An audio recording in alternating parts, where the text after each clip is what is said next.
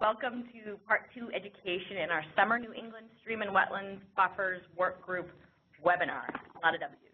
The second part of this summer webinar series will feature Todd Manise of the Vermont Department of Environmental Conservation, presenting the Vermont Rivers and Roads Training Program. We'll follow this presentation with a short video and then a Q&A opportunity at the end of the webinar where I'll ask you to send us your questions via the chat box or raise your hand, and we can try to unmute you. To introduce myself, my name is Kimberly Roth. I am your webinar moderator. I'm an environmental analyst with the New England Interstate Water Pollution Control Commission, or NUIPIC, and I manage our wetlands-related work groups and programs, including our Wetlands Work Group, Biological Assessment of Wetlands Work Group, and Stream and Wetland Buffers Work Group. Please welcome Todd. Todd Manise is a river management engineer with the Vermont Department of Environmental Conservation in the Watershed Management Division in the Rivers Program. Todd presents Vermont's Rivers and Roads Training Program and provides technical assistance on the topics of river mechanics and the interaction of rivers and transportation infrastructure. Todd has also contributed to the authorization of the Vermont Stream Alteration Permits in response to damaging flood events of Tropical Storm Irene in 2011 and flood events in subsequent years, and has provided technical assistance for in-channel activities for the state and local road crews, consultants, contractors, private and public landowners. His technical assistance includes assessing the stability of Vermont's rivers, overseeing the design and construction phases of river-related projects and river restoration projects to improve flood resiliency in Vermont communities. Hello, everybody. I'm standing in front of the Medway Road Bridge in Mendon. This is Mendon Brook. And this was a bridge damaged by Irene. It's been rebuilt wider and higher, and I'm waving my arms. The deck has gone up about 3 feet. The bridge opening is much wider.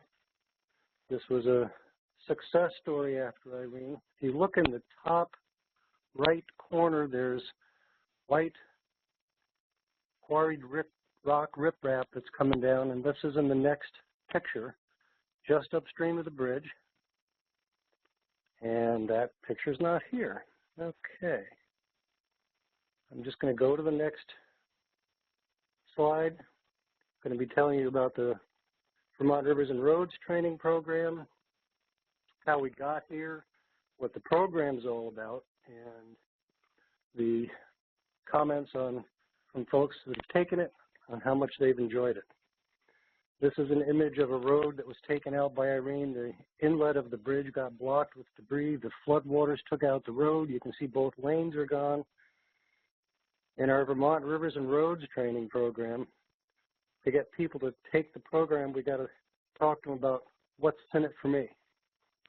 If you folks have been doing public education outreach, you know you got to answer that question for people. Why do I care? What's in it for me? This program was developed by some other folks. I can't take any credit for it. I just got the opportunity to talk to you about it. We have a manual that the folks get. This is an image from the field manual, and there was a July 28, 2014 flood event. One of the guys that I'd worked with after Irene took the training class. He called me before I had a chance. He said, "This is what I'm going to do." I said, "That's what I was going to tell you. Do it."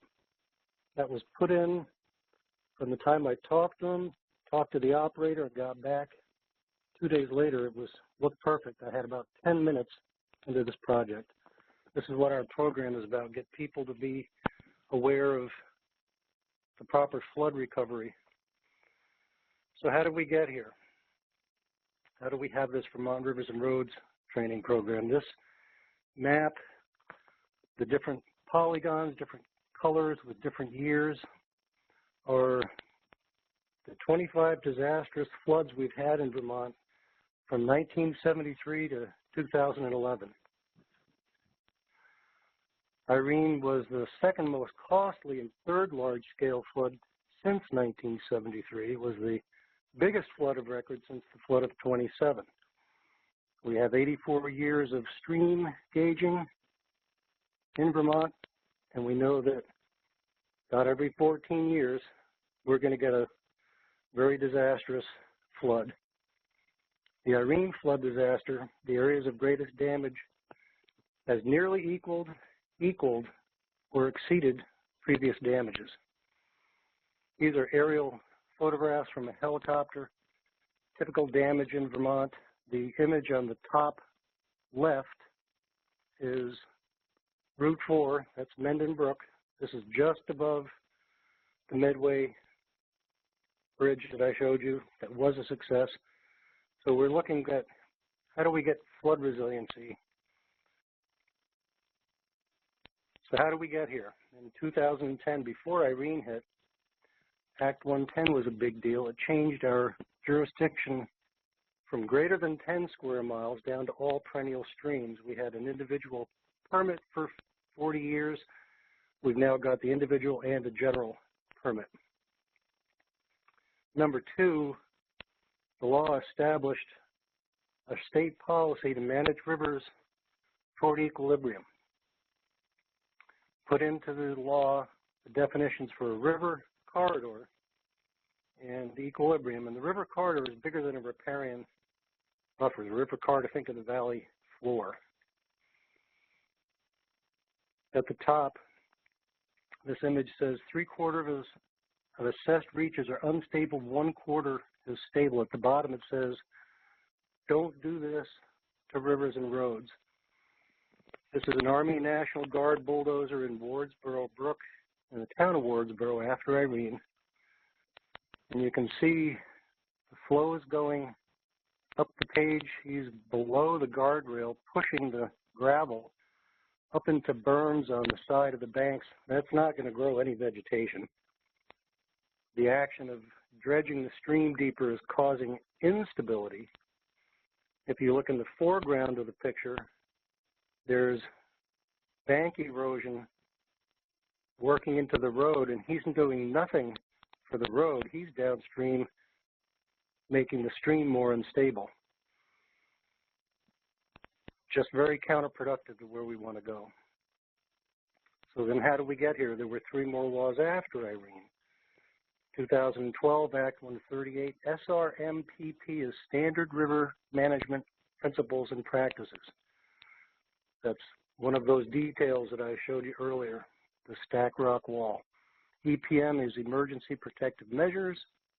R&R, the Rivers and Roads training we're talking about. Then in 2013, we had Act 16, which mandated that towns put in their plan flood resiliency for both inundation and erosion hazards. Inundation being water floods your basement, erosion hazards being the stream bank erodes and exposes your foundation. They're related. They can have one, the other, or both.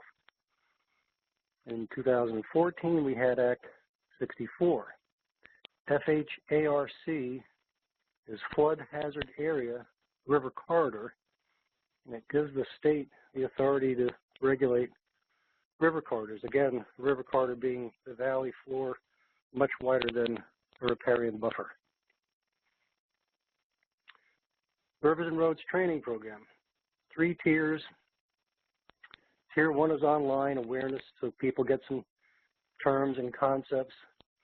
Tier 1 is a prerequisite for Tier 2, which we're going to talk about today, developing understanding and skills. And then Tiers 1 and 2 are prerequisites for Tier 3.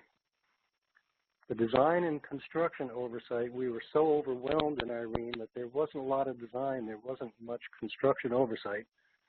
And we had a lot of channel beds, channel banks, vegetation removed. Tier 3 is for the people that are going to be doing the design and the construction oversight, so they get a better idea of what to do and, most importantly, what not to do. Here's 3 pictures of the Tier 2 training. On the left is the classroom. River flume table in the middle of the picture. Take them out on the ground, look at stream reaches and field trips. We do this both days. PowerPoint, we got some classroom exercises. The flume table, day 1, we're running it. Day 2, they come we set up a disaster in the dry, they put what they learned into the flume table. When they're ready, we hit the water on, and then they get to watch does their fixes, do these, each fix, do they work? On the streams, rivers, we're showing them stable and unstable reaches. What works well in repair, what doesn't work well. Day 2, we go back to the flume table. We do the lab piece at the end of the day. And everybody says having that field trip really brings home the messages from the classroom and the lab. So the Tier 2 training is to promote community flood resiliency from Irene lessons learned.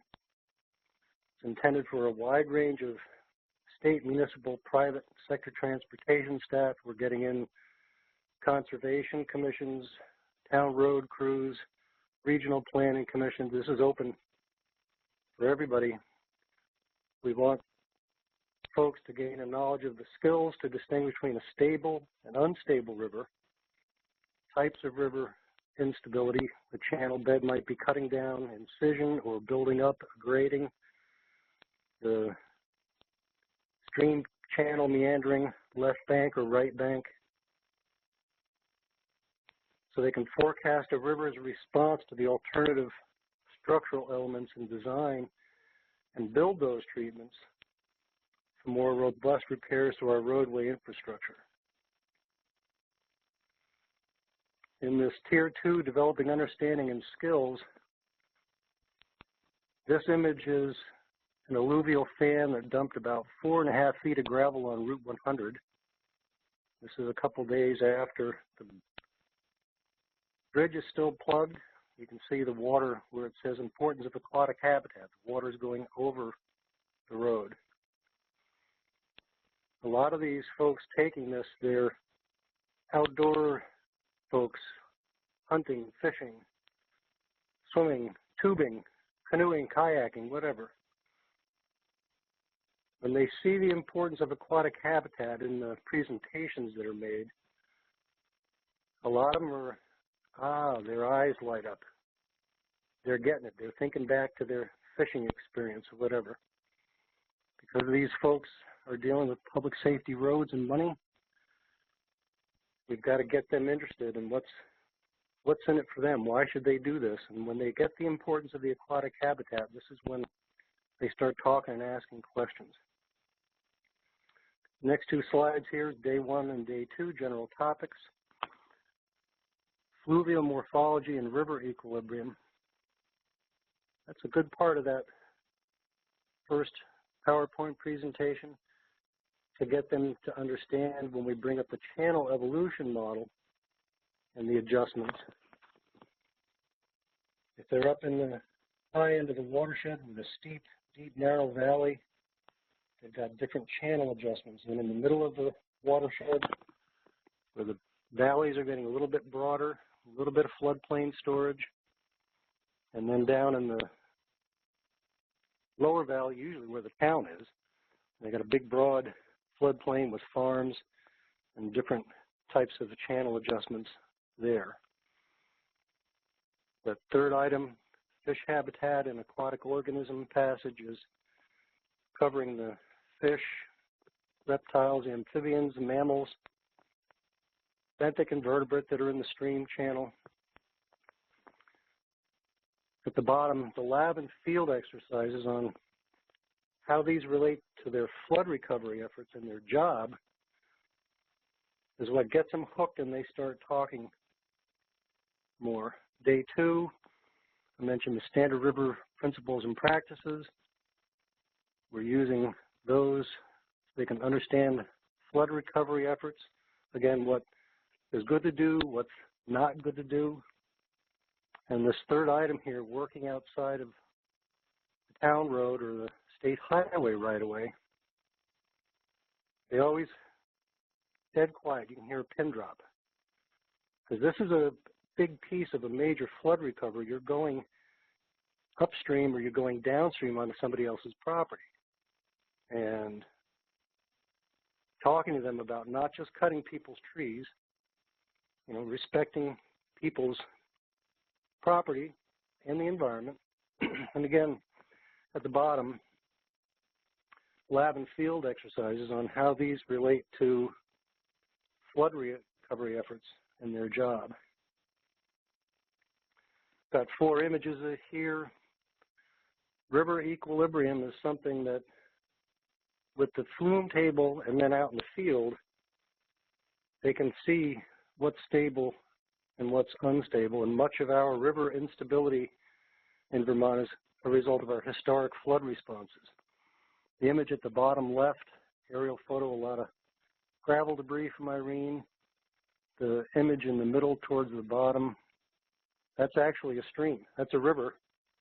They took out all of the large woody debris, all of the boulders. It's flat, smooth. The water's going down through the gravel and out, and you can look in the back, you can see some blue water there. The middle right, it's that Army National Guard dozer that's not helping the river, building up berms, and no vegetation is going to grow there. The top image on the right, this is in the foreground, that placed riprap wall. It's been halfway completed. In the background, you see the fill that encroached on the channel. That red line there says 18 feet. It's been opened up an additional 9 feet for a total of 27 feet with this stack rock wall. This is the kind of thing we're getting people to try to consider and go back with grubbings afterwards and get some vegetation to grow on top of these things and not have it a sterile environment like in the background. You see that riprap extending down from the top, encroaching on the channel. This is the field manual. It's laminated, spiral bound. Ask the folks, stick it in your car, use it as a reference. The example I gave you earlier, that's what this gentleman did. This is a slide from the field, fisheries biologist, showing them the old style culvert. The bottom of the stream crossing is about an inch and a half deep. There's no aquatic habitat. It changes the stream habitat above and below. You get a lot of scour, a lot of stream bank erosion, loss of vegetation. Aquatic organisms can't get through here. These are perched culverts that the fisheries biologists show to show the different examples of problem areas. And if you look at the bottom left, a bear's not going to go through there. They don't like going through guardrail, but they don't like climbing up that either. The 2 top left, wildlife aren't going through there, fish aren't going through there. We're talking about the different ways to build culverts for aquatic organism passage and keeping the required open hydraulic waterway, lining the bottom with big rock riprap, taking the excavated stream bed sediments, putting them aside. When they get to this stage in development, they add it in. And this was completed last month. They took these photos, and they're now progressing with the excavated stream bed sediments back into the culvert. Had this gentleman hold his finger on the line that's the yellow line that the operator is using. And here the operator sitting there waiting for me to stop talking. There's the work that needs to be continued going upstream. Here's a rock weir construction upstream of a bridge. The intent is to stabilize horizontal and vertical bed scour bank erosion, hold the vegetation in place. This is the culvert outlet. Again, nice natural bottom.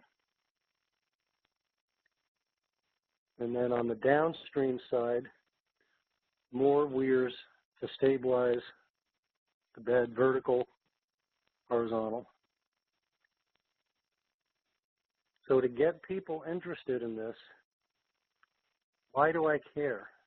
and I've heard people at the end, I love streams and rivers, and now I love them even more. They understand the riparian vegetation, what that does.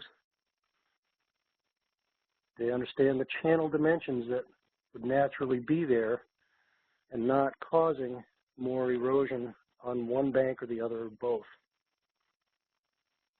They understand that nature looks messy. We should leave these logs in place, the big boulders, slow down the flow, create fish habitat. They really appreciate this, having the classroom, lab, and then the field work. So Vermont Rivers and Roads training, I had a guy say this to me, tell me and I'll forget. Show me and I'll remember the river. This is last fall. I at a gas station gassing up. He pulls up in front of me. Said, hey, how'd you like it? Word for word. Tell me and I'll forget. Show me I'll remember the river. He said, that was great. I'd love to do it again. So there's some contact information. If anybody wants to call and talk about it, be happy to do that or email. And now we've got this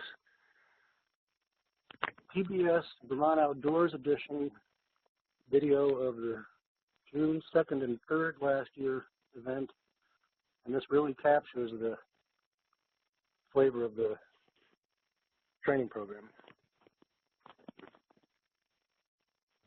Thanks, Todd. And this is at the point in which the audio will start to play through your computer speakers.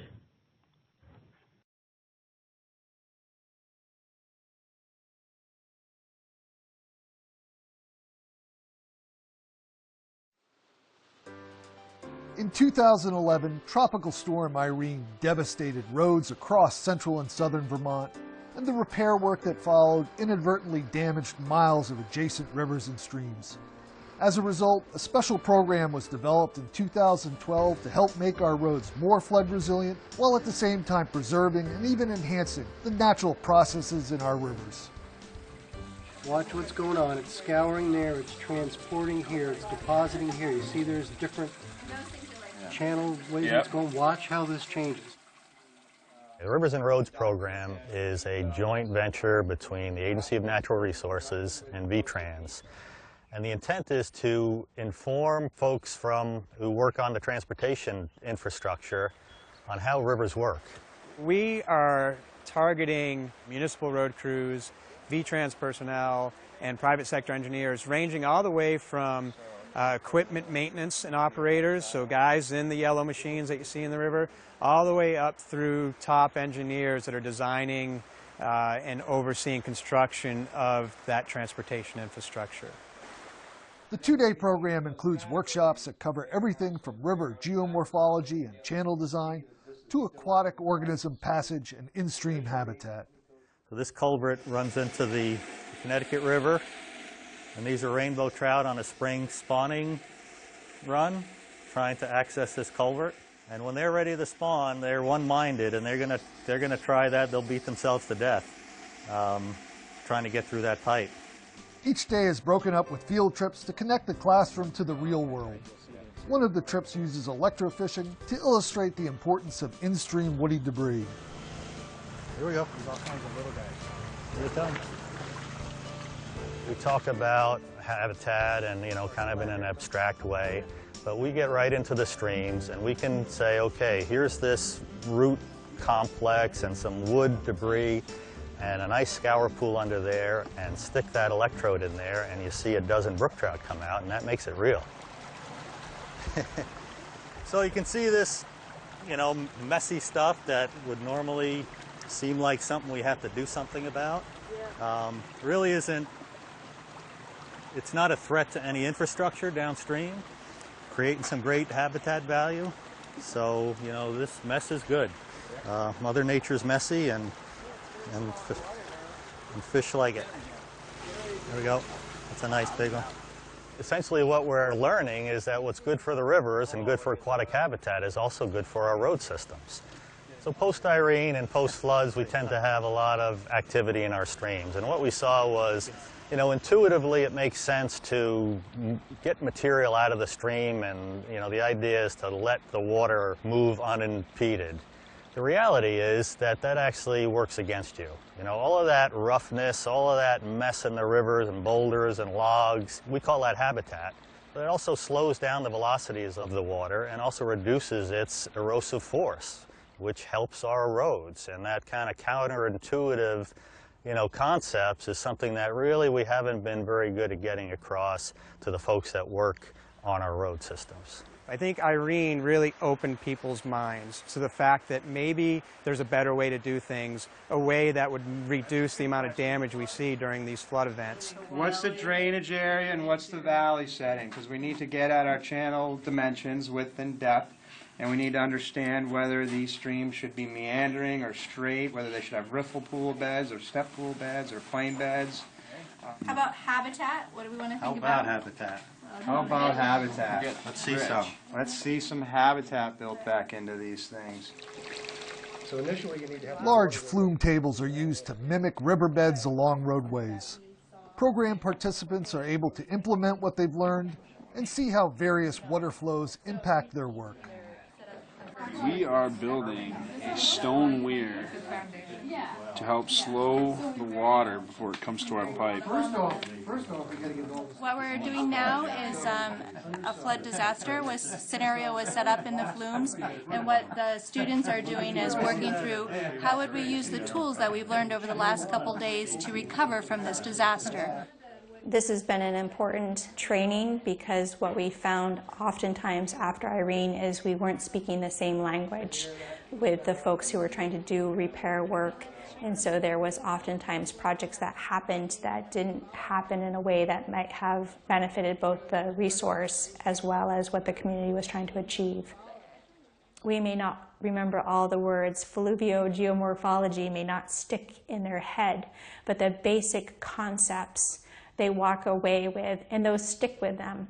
The Rivers and Roads program is offered 5 to 7 times a year at locations across Vermont. Between the classroom work, field trips, and experiences with the flume tables, participants leave with a much better understanding of the connection between our rivers and our roadways. One of the things they did was to build a couple weir structures to keep the bed from further down cutting and getting under the wall. Well, I think there have been 2 pieces that have been really fundamental in furthering our understanding. And one is coming out into the field and seeing the rivers and seeing what looks pretty good, and then also seeing situations where things have really not weathered the storm very well. And then taking that sort of experience and then going back into the classroom in the lab with the flume table and the model set up and being able to build our own simulated river and put in the woody debris and put in the bigger stones and really get a sense of how do those features affect the river. I've been working on roads and bridges for 30 years and still learning. Some of this we can use without any added cost. It's just a matter of understanding what we should do versus the whole straight line engineering approach. The cost can be huge, and nobody wants to increase the cost. We want to get it built right the first time. So this training is really, really important. Oh, we're starting to lose our road. Yep. Where? Okay. Yeah. One of the goals of the program is to improve the efficiencies in restoring roads after flood events, not only making roads more flood resilient, but also designing the repairs in a way that improves river stability and restores the natural resource value of the waterway. They want to know this stuff. You know, our interaction in the past has been through the regulatory process. You know, do this, don't do that, but not really why. You know, why this is bad or why this is good. And this gives them that knowledge, which they really, you know, they really are looking for, and better understanding, because they, you know, again, they want to do the right thing. And it's amazing what you see when you bring the regulators and the regulated together in an environment that's not nearly as stressful as the job site, when you have equipment running and dollars going out the smokestack, and the primary impetus is to hurry up and get the job done. When you come into this setting, neutral ground, nobody's wasting money, people open up and you see a lot of back and forth discussion, and by the end of the 2 days you see a lot of handshaking and a lot of exchanging of numbers. And so I think we're really building that collaborative sentiment among the participants and the regulators that also participate. The idea here is to, interact with our transportation folks, let them know what we know about how rivers work, and, incorporate that into their projects and understanding. And that way we're working together on this. It's not our rivers and their roads, it's, we're kind of working together on this. I'm very hopeful that we're really made huge headway with this, and, that things are going to be much better for the environment.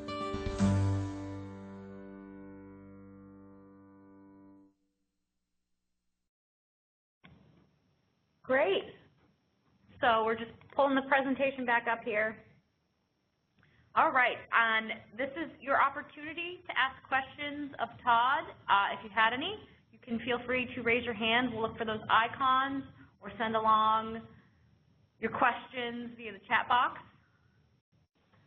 One question we received, do you travel out of state to do other programs? I'm sorry, travel out of state to do other programs?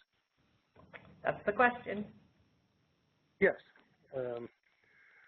This has been taken to New York State, Massachusetts. If someone has an interest, my email, telephone number, contact me and we can talk. Yes, we do that.